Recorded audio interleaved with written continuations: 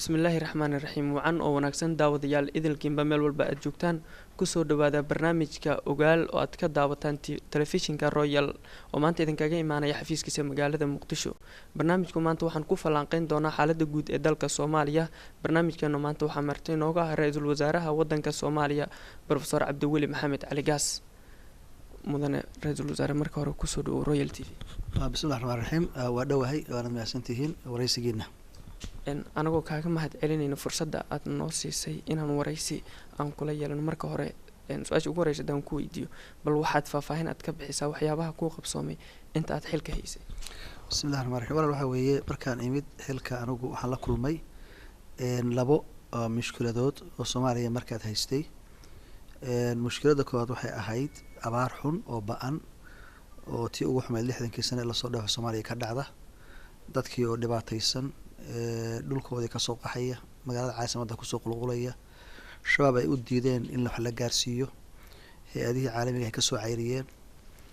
dhibaatadaas ayaan la kowsaday. waxaan kaloo la kowsaday shabaab oo caasimadana inta badan haysta, dhul badan oo yani gobolada Soomaaliya ka tirsan ayagu ku amar ku taagleeyo dhib ku haya dalka iyo dadkii markaas ay dul joogeen.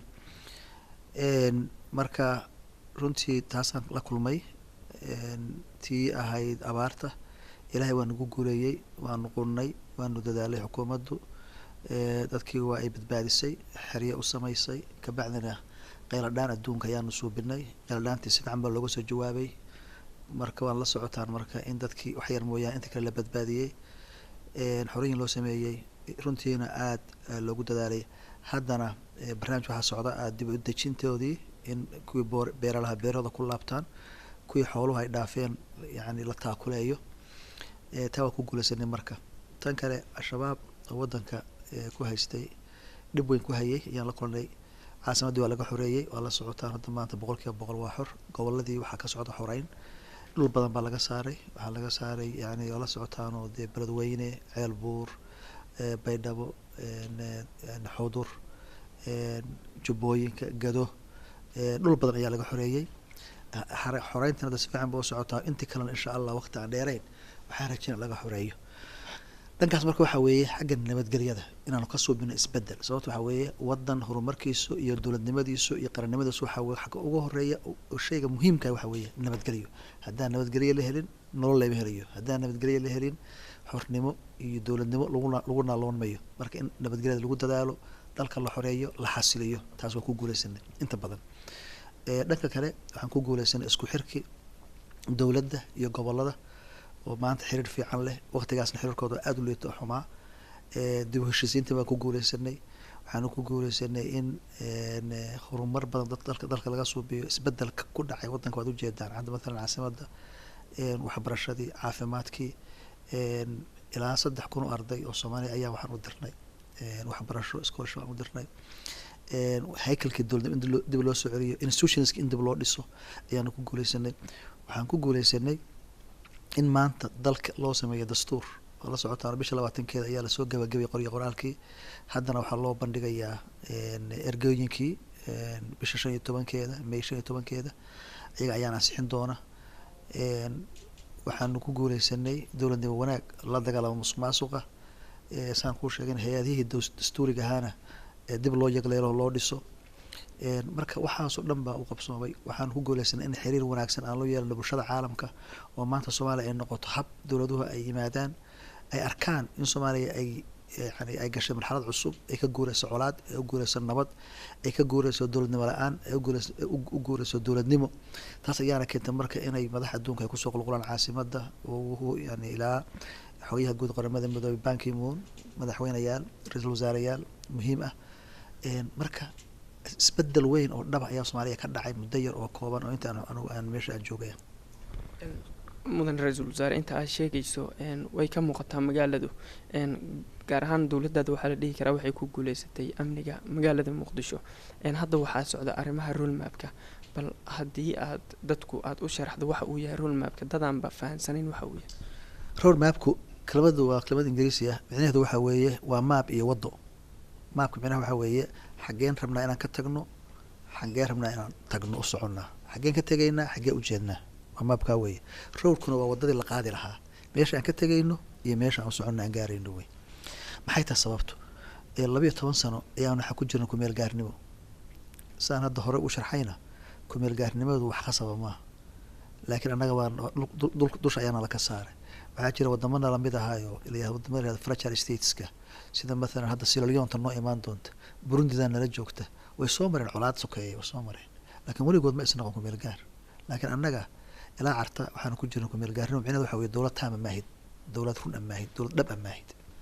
heshiisyo caalami ah ma geli kartid. bilateral relations waxa la yiraahdo wadamadu ay kala saxeedaan dhib bay nagu tahay inaan galno. waa in laga baxaa marka kumeel gaarnimo, dowlad taamo in loo gudbo weeye. laakiin marna 12 sano ma aanan helin framework ama se qaabkii aan inta kaga baxno wadadii aan qaadi lahayn. roadmapku intaas weeye. maxay tahay marka? wuxuu ka kooban yahay 4 qodob oo sahlan. waa nabadgelyo, security waxa la yiraahdo.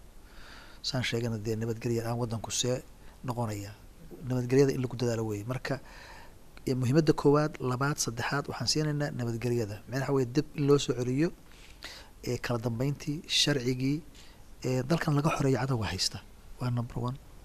kan labaad waxaa weeye in xiriir fiican ka dhexeeyo dowladda iyo gobolada, dib u heshiisiinna bulshada loo sameeyo. maxaa wacay? sababta waxaa weeye haddii goboladii iyo dowladdu aysan meel u wada jeedin dhib baa imaanaysa. marka muddo yar baan xukuumaddeedu haysataa, 1 sana haysatay. marka waxaan ka fakirnay marka la eego waqtiga oo nagu yar, dhib shaqada la raba in la qabto aad u tiro badan, resourceska dhaqaalaha oo aada u yar aanan haysanin, intaa markii la eego haddana inaanu colaad goboladii iyo dowladdii ka dhexeeyahay dhib bay keeni kartay. marka waxaan ku guuleysanay in isku soo xirmaan dowladdii iyo goboladii. marka weeye waxaa la yidhahda political outreach, in la gaaro cid kasta oo Soomaali ah oo qarannimo Soomaaliya danaynaysa, dan ay ka hayso. tan saddexaad waxaa weeye qodobka saddexaad ee dowladnimo wanaag, in lala dagaalamo musuqmaasuqa, in haykalkii dowladnimo Soomaaliya waxa dumay ma aha sariixii kaliya, waxaa dumay basic institutionskii, yani saldhigii aasaaskii dowladnimo ayaa dumay. marka waxaa loo baahan yahay kadib in loo soo celiyo oo waa lagama maarmaan. taasina marka waxa weeye dowladnimo wanaag ayaa keeni karta horumar, keeni karta dhaqaale, keeni karta isbedel dhab inuu ka dhaco dalka. tan ugu dambeysana waxa weeye si loo guuro marxaladan kala guurka in runtii aanu helo constitution Soomaali anfacaya, constitution Soomaaliya ku haboon, constitution waqtiga hadda aan joogno maahane 200 sano ee soo socota. constitution ma xaashi maanta la qoriyo Britain la bedelaya ma magarat waa la bedelo amadna lagu subiyaa shuruucda adduunka iyo constitutionska, laakiin documenti Soomaaliya anfacaya hadda kaliya maahane waqtiga soo socdana waxay u baahan tahay aragti dheer, waxay u baahan tahay inaan fiiro gaar ka yeelano constitutionkaas wuxuu noqonayo. ilaahay waa nagu guulayay, waa soo dhammaaday, haddana saan idin sheegay ansixintiisa ayaan ku dala jirnaa. tan ugu dambeysana waxaa weeye oo lagama maarmaanka ahi in lasoo xulo baarlamaan kooban, kabacdina dowlad isbedel dowladda dhabihi uu dhaco 2012 August. marka road mapka adeer intaas weeye. ciddii wax kale ka fasiraysaahi hadda waa cidaan nabad rabin, waa cidaan ujeedo gaara la weeye. magarata waa ku celcelinay intaasi Soomaaliya damba ugu jirta, ummadda inteeda nabadda rabta, inta nolosha rabta, inta colaadda 20 sano ay dhibtay taasay rabaan. laakiin inta ayadoo 20 sano colaadda yani ama rabta inay wax ku noqoto ama ku bulaasho, kuwaasaa kasoo horjeeda karaan isleeyahay. laakiin dhabta waxaa waaye road mapka 4taas qodob oo muhiimka ka kooban yahay. wax hadda lagu celcelin kara aniga ima muuqato. ciddii u baahan in lagala doodana waa kala doodaynaa, ciddii fasiraad u baahan waa ugu celcelinaynaa. intaas weeye. marka 4taas qodob aad sheegtay waxaad ku dartay dastuurkuna hadda waxaad sheegtay in 4taas qodobba cid walba aad kala hadlaysaan, wada tashan aad kala sameynaysaan. haddana dastuurkii aad soo gabagabayseen sidaad sheegayso. marka labada arrin see laisku waafajin karaa? dastuurkeeda dadka waa lala tashaday, waxaa socday consultations baa socday, cid kasta waa lala shiray, dhalinyaro lala shiray, haween baa lala shiray. weli wuu socdaa. sababta waxaa weeye ilaa la horgeeyo ergada dastuurku consultation waa soconaya. hadda ciddii marka rabta inay inta akhrido wixii naxliga ku jira ay yani ka doodo, wax ku kordhiso, diyaar baa loo yahay. haddii culammadu rabto inay wax ka saxdo, haddii yani gender neutral uusan ahayn oo dumarku is leeyihiin xuquuqdiina maalan waxbaa yani si ka ah, cid kasta oo iyadu interest gaara leh ama interest guud danta guud yani fiirinaysaa, hadday u jeedo wax cilada oo dastuurkaasu leeyahay dood buu baahan yahay laftay anagu ma rabno dastuur anagu aanu shabkay kala soo baxnay dastuura soo malmaloogo soomaali aan dan ugu jirin ma rabno waxaan rabnaa dastuur diinta ilaalinaya waxaan u baahannahay dastuur midnimada soomaaliya adkeynaya waxaan u baahannahay dastuur qof kasta oo soomaali ah xuquuqdiisa iyo sovereigntigiisa iyo yani yani ilaalinaysa ma garatay waxa ugu muhiimsan dastuur ilaalinaya waxa waaye sovereigntiga waxa weeyaan xorriyadda shaksiga inuu ilaaliyo marka anigu dastuur noocaasaan rabnaa dastuur wanaagsan baan rabnaa dastuur waxaan rabnaa caruurta iyada caruurtay sii dhaleen generationska soo socdaahi ay naga dhaxlaan yidhaahdaanna ha yani abayaashay awoyaashay waxay noo sameeyeen dastuur wanaagsan oo soomaali anfacaya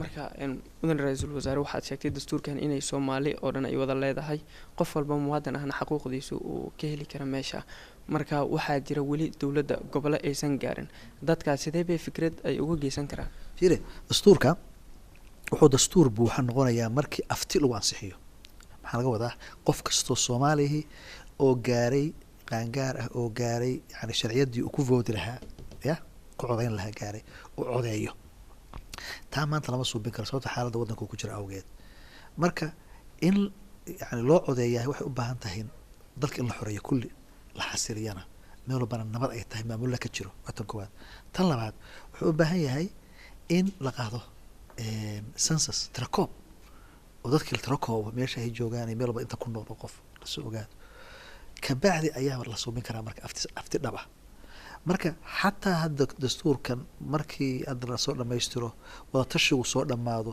la horgeeyo ergada markay ansixiyaan weli wuxuu noqonaya waxa la yihahda provisional constitution amase interim constitution ku meel gaar axdi ma charter ma constitution ku meel gaara ilaa laga gaarayo aftidii dadweyne oo dhabtahayd waxaas dhan waa soo socdaan lakin waxaan moodaa in laga hordegayaba mogtahay hadda waxaan ku ansixinaynaa waxaa la yihahdo ingiriiska lagu yihahdo ratification by proxy mana waxa weeye mar haddaadan aan isku ansixin karin afti maxaad ku ansixin kartaa ergo laga soo xulayo bulsho weynta soomaaliyed o dhan meel walbay joogaanba taasoo ah goboladan laga soo xulayo meel walba joogaan la constituency weeye constituency assembly waxa weeye waa deegaanada dalka o dhan laga soo xulo kana kooban bulsho weynta qeybada kala duwan dhalinyarada waa inay ku jirtaa dumarku waa inay ku jiraan boqolkiiba soddon waa la socotaan dumar bay noqon doonaan culummadu waa inay ku jirtaa oday dhaqameedku waa inuu ku jiraa ganacsada waa inay ku jirtaa qurba joogta waa inay ku jiraan dadka professionalska ah macalimiinta dhakhaatiirta waa inay ku jiraan maamul goboleedyadu waa inay ka qayb qaataan oo ku jiraan marka waxaan rabnaa anagu dadka ansixinaya inay yihiin dad bulshada ka turjumaya oo bulshada weynta ka socda 825 Soomaali ah ayaa marka u codeyn doona haddii ilaha yidhaahdo waxaan rajeynaynaa marka inuu guul ku dhammaado marka qodobada roadmapka waxaa ka mid ah in laga baxo kumeel gaarnimada marka kumeel gaarnimada dowladdu qorshe ma dejisay oo looga gudbi karo hadda qorshaha hadda roadmapku sidiisaba yani ujeedo kale kamanaan lahayn waa wadadii aan kaga bixi lahayn kumeel gaarnimada aan u gudbi lahayn dowladnimo taama dastuurka ayaana u ah dariiqo u ah ogtahay dowlad aan dastuur lahayn see maxay noqonaysaa maxay ku shaqaynaysaa shuruucda ku shaqaynaysaa nidaamka ku shaqaynaysaa mise waxaan iska ahaanaa kumeel gaarnimo charterkaasaan weliga iska haysanaa dabada dowladnimo taama inaan yani ma rabno miyaa maxaa loo fasiran karaa marka laleeyahay constitution ma rabno marka laleeyahay kumeel gaarnimo inaan ka baxna ma rabno waxaa la rabaa in la iska joogo ma waxaa la rabaa inaan yani 20 sano saan ahaan jirin aan iska sii ahaana miyaa la rabaa anigu ma fahamsanay marka waxaa weeye wadadii waa haysanaa dariiqa aan bari lahayn waa haynaa waa road mapkaas weeye meesha aan ka tegayna waa naqaan meesha aan u socono waa naqaanaa waxaan ka tegaynaa colaad waxaan ka tegaynaa dhibaato waxaan ka tegaynaa yani 20 sano oo dib u dhac 20 sano ee Soomaaliya colaadu ka jirtay 20 sano adduunku horumaray weeye information age baan ku jirnaa ma garat waqti yani adduunku wadamada dariska nala ah ma garat Kenya tag Ethiopia tag Djibouti intaas loo jirta tag ma garatay waxaan u baahannahay inaan korno baa loo baahan yahay ma garatay in fakarka yani iyo caqliga saliimka u shaqeeya loo baahan yahay ma garatay haddii kale 20 sano dambe kusii jirnaa saan oo kale dowladnimo waa dhammaanaysaa Soomaaliya ma garatay marka ra-iisul wasaare waxaad sheegtay in qorshaha ugu weyn ansixinta roadmapka ama qorshihiisa inaad soo dhammaystirtaan fursadda hadda idinkaga harsan waa muddo yar dowlad ahaan marka wadankiina waxaa jooga ciidamo shisheeya haddii kumeel gaarnimada looga baxo baleen ciidamada dib dalka looga saarayo xukuumaddu waxa weeye ciidamadani waa noo yimaadeen walaalahayo waan ku mahadsan yihiin dhiigooda iyo dhacankooda ay noo hureen waa nala dhinteen waa nala dadaaleen soomaaliya inay qarnimadeeda kusoo celiyaan bay rabaan, waa dad afrikaana weeye, dee hadda spiritadii iyo walaaltinimadii afrikaannimo ayaa ku jirta, wayna nala dadaaleen waana ku mahadsan yihiin. lakin waxa weeye imise nala joogi karaa 4 sano 5 sano 10 sano imise. waxa weeye marka soomaaliya burundina unoqon mayso ciidan, uganda unoqon mayso, cid kale unoqon mayso. waa in la helaa si nabadgelyada dalka loo sugo, cadowga gudaha iyo dabadaba looga difaaco. waa in la helaa ciidan soomaaliya oo xoog leh oo dhab ah, ciidan military ah, ciidan boliis ah, nabad sugid, intaba waa loo baahanya. qorshahaas marka waanu sameynay. waxaa jira wax la yidhaahdo national national NSSB, national security and stabilization plan. waxa weeye qorshaha nabadgelyada iyo xasilinta dalka. yacni golaha wasiiradu waa ay baasgareeyeen, baarlamaanka ayaa la rabay in la horgeeyo, laakiin haddi baarlamaanka hadda awood ma aanu fursad umaanan helin inaanu aanu horgeyno, laakiin insha allah horgeynayna hadii la yirahdo markii waqtigii uu saamaxo. marka qorshahaasina waa jiraa in ciidamada dib loo soo celiyo, dib loo yeegleelo, ciidan dhab ahoo soomaali oo soomaali ka tarjumanaya la sameeyo. arrimahan oo dhan oo quseeya xaaladda dalka waa arrin adig ku taala. hadduna arrimaha markaad heshiisyo aagashid ama qorshayaal baleen oo xukuumaddu ay diyaarisay, waxaa loo baahanya inay ansixiyaan baarlamaankana hadda khilaafaa ka taagan broses ama hanaan arrimaha ooga maarmi karto. wallahi waa dhib badan tahay. haddii si sharciyad loo helaahay waa in hay-ad sharci dejin baa jirta dalka, anagu fulintii baa nahay. marka wixii heshiisa wixii qora iyo la gelayahay waa in sharciyad loo helaa. sharciyadduna waxay ku dhisan tahay baarlamaanka. dhibta Soomaaliya haystay kamid tahay marka inaanu heshiisa yani la sameeyo, sida mathalan NSSB oo kale, sida mathalan miisaaniyadda oo kale, haddana aan awoodi weyno baarlamaanka inaan horgeyno, baarlamaanka ay ansixiyaan. marka dhibta Soomaaliya hadda aan marayna kamid tahay. insha allahu iyana waa laga baxayaa haddii ilaah yiraahdo. waqtigii haddii wax yar baa ka dhimanba. marka insha allah isbedel dhaba Soomaaliya markuu ka dhaco, waxaan rajeynaynaa marka in markaas wixii dhabta ahaa la galo, runtii loo gudbo. marka ra-iisul wasaare, waxaad sheegtay in ay waxyaabo badan hadda baarlamaanka idinkaga xayiran yihiin. waxyaabahana hadda waa waxyaabo dalka u baahan. sidee bay marka sharci ay ku noqonayaan haddeena baarlamaanka la horgeyn? tusaale ahaan hadda wasiira la magacaabay, sidee bay ansax ku noqon karaan haddiisan baarlamaanka la horgeyn? wasiirada hadda la magacaabo ansixin ugama baahna baarlamaanka. haddii majority-ga wasiiradu aysan isbedelin, hal wasiir iyo 2 wasiiroo la bedelay uma baahna dib ansixin ugama baahna baarlamaanka. laakiin baarlamaanka waxyaa badan oo kale nooga xiran loo baahan yahay. sidaan kuu sheegay dee shuruucda dalka, sida mathalan NSSB oo kale, qorshaha xasilinta dalka, miisaaniyadda oo kale, shuruuc kaloo badan oo noo taallaa jirta oo u baahan in la ansixiyo. haddii marka baarlamaankan hadda jira awoodi waayo in ansixiyana, insha allah kun ku-xiga ansixin doona hadii la horgeyn doona. marka dhowaan madaxweynaha waxa uu magacaabay guddi wadahadal la galaa maamul goboleedka somalilan waxay sheegtay inaysan wadahadal la gelayn dowladda ku-meel gaarka. marka idinku arrimaha maxaa idinkaga qorshaysan? ma aysan oranin nama gelayno somalilan guddi bay magacowday, xukuumadduna guddi bay magacowday. xoogaa waxay ka keeneen laga yaaba muran bay ka keeneen yani qaabka u dhisan yahay guddigu, iyadana waa laga heshiin doonaa insha allah. waxaana ku dhamaan doontaa guul haddii ilaha yiraahdo. haddaanu soo laabano arrimaha dastuurka, dhowaan maamul goboleedka puntland waxa uu ansixiyey dastuur cusub.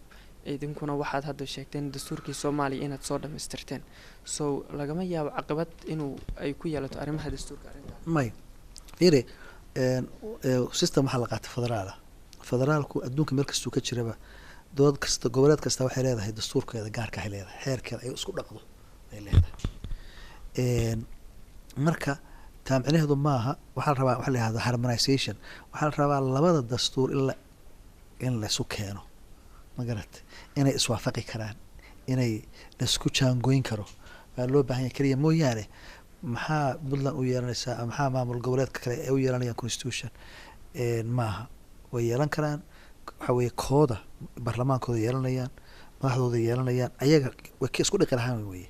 laakiin waa inuu jiraa mid kale oo Soomaali o dhan ka dhexeeya. kaa markaa constitutionka keenna ayaa markaa qeexi doona waxaa ka dhexeynaya gobolada iyo dowladda, sida loo qaybsanayo resourceska khayraadka dalka, waxaasoo dhan rabaa in lagu xuso. laakiin dowlad goboleedku iyadu kooda gaarkaa oo ay dhexdeeda iyadu ay isku dhaqayso waa ay yeelan kartaa, wax shidaana oo ka imaanaya ma jira. waa gartay marka mudan ra-iisul wasaare, marka in ra-iisul wasaare shacabku wax badan ayay idinka filayeen, ciidanku waxay wadeen howlgallo dhaqdhaqaaq gobolladii ay xoreynayeen, maalmihii ugu dambeeyana waxaad moodaa in howlgallada ay gaabis ku yimaadeen. marka ma loo aaneyn karaa idinka oo intiina badanba dadaalkiina aad u weeciseen dhanka arrimaha roadmapka? 3 sano iyo bar baa dowladdan hadda Jabuuti lagu soo dhisay ay jirtaan u malaynayaa. intaas xaggee joognay wey, dhul aan haysanay ma jira. 8 bilood gudahood waxaan ku xoreynay caasimadii, waxaanu ku xoreynay gobollo tiro badan, intaan hadda kuu sheego dhan gobollada dhexe, hadda ilaa Ceelbuur baa ciidamadu sii marayaan, Baydhabo iyo Bay iyo Bakool, Jubbooyinkii, Gado. marka intaas hawlaa la qabtay 3 sano iyo bar waa lagu qaban kari waay, ma garatay. 8 bilood baanu ku qabanay intaanu aanu jirnay. marka see la oran karaa waa gaabis maahane waa xawli aan caadi ahayn baan ku soconnaa baan isleeyahay anugu, oo aanu cid walba jiirnay oo aanu dhaafnay. marka waxaan isleeyahay anigu waan guulaysanay, isbedel baan Soomaaliya ka sameynay muddo yar. waxaan rajeynaynaa inta kale yartaa oo dhimana waa dhammaystiri doonaa insha allah. waxaan isla soo gaarnay gabagabada barnaamijka. waxaan la caqiri karin in xukuumaddaadu ay wax badan ay ka qabatay dhibaatada ka jirta dalka Soomaaliya. dhanka dowladii adag ka horeeyeen waxaa lagu eedeyn jiray musuqmaasuq. xukuumaddaadu maxay ka qabatay musuqmaasuqa? fiiri, musuqmaasuqa waxaa lagu micneeyaa inaad iibiso xafiiskaaga adoona dan gaara. fiiri, okay, marka maxaa loo baahan yahay? waxaa loo baahan yahay marka inuu jiro yacni number 1 horta dadka yani marka la dhisayo institutionskaas aad kula dagaalamayso musuqmaasuqa ahi, bacdamaad ay haysato yani inta xafiisyada dowladdu hadday tiro badan yihiinna, ilaa maadaama lagu micneeyey waxaa la yidhahda inaad iibiso xafiiskaada oo dan gaara leh, xafiisyo tiro badanoo yeelataana oo dowladdu leedahay, micnaheedu waxaa weeye musuqmaasuqu inuu bata weeye. marka waxaa loo baahan yahay dowladdu inay kooban tahay baa la rabaa, ma garata. waxyaaba badan oo waxaa jirta maalan dadka private sectorku ay qaban karaan, yani ay qaban karaan. dowladda waxaa la rabaa waxa dadku lama rabo in la abuuro dabeecada. fiiri, in dowladdu ay abuurto dabeecad ah in dadku ay ku yani tiirsanaadaan wax walba dowladda, inay caafimaadka dowladda u aadaan, inay waxbarashada dowladda u aadaan, inay biyaha dowladda u aadaan. wax walba ilaha dowladda keenaysa, dowladduna ma keeni karto. marka waxaa la rabaa dowladda shaqadeedu inay ku kooban tahay waxa shacabku aysan qabsan karinin, magarata, si loo yareeyo musuqmaasuqa iyo iibiska la iibinayo xafiisyada dowladda. waa mid weeye, tan waa waqtiga dheer marka inaan ka fikirna loo baahan yahay. la empower gareeyo private sectorka, la kobciyo hawlo badan iyagoo ay qabtaan adduunka sida adduunka ka jirto oo kale. tan labaad waxaa la rabaa civic education, dadka in la baro, ma garatay, in yani musuqmaasuq uu yahay wax qaldan, dadka la wacyigeliyo, ma garatay. diiniyan buu xaaraan yahay musuqmaasuqu, yani dhaqan ahaan iyo aslu ahaanna waa wax xun weeye. marka dadka in yani la wacyigeliyo, la siiyo maarata orientation, laga dhaadhiciyo dhibaatada uu leeyahay iyo dhibaatada xataa uu yeelan karo dowladnimada iyo horumarkeedana in lala wacyigeliyo. tan saddexaad waxaa loo baahan yahay shuruuc adag, ya, oo dadku qofkii musuqmaasuq lagu qabto ama lagu arkaahi la marsiiyo oo ay kaga baqaan waa inay jirtaa. marka waxaa la rabaa opportunitieska, yani meelaha badan oo laga helayo musuqmaasuqa in la yareeyo waa tan koowaad. tan labaad dadka in la wacyigeliyo. tan saddexaadna shuruuc adag baa loo baahan yahay oo dadka lagula dhaqmo. intaasna waanu wadnaa, dowladda xukuumaddu way wadaa. umahadsantahay ra-iisul wasaare. kaasi waxau ahaa ra-iisul wasaaraha xukuumadda ku-meel gaarka Soomaaliya oo maanta marti iigu ahaa barnaamijka Xog Ogaal oo aad ka daawanayseen telefishinka caalamiga ee Royal oo maanta idinkaga imaanaya xafiiskiisa magaalada Muqdisho. dhanka kaamirada waxaa iga qaabeynayay Cabduqaadir Bidaar iyo Cabduqaadir Carab. anigoo Maxamed Amiin Abuukar Cabdi ayaa barnaamijka idin soo saaray. tan iyo toddobaadka dambe intaan barnaamijkan mid lamid ah dib ugu kulmayna daawadayaal waxaan idinkaga tegaynaa sidaa iyo nabadgelyo. wasalaamu calaykum waraxmatullaahi tacaala wabarakaatu.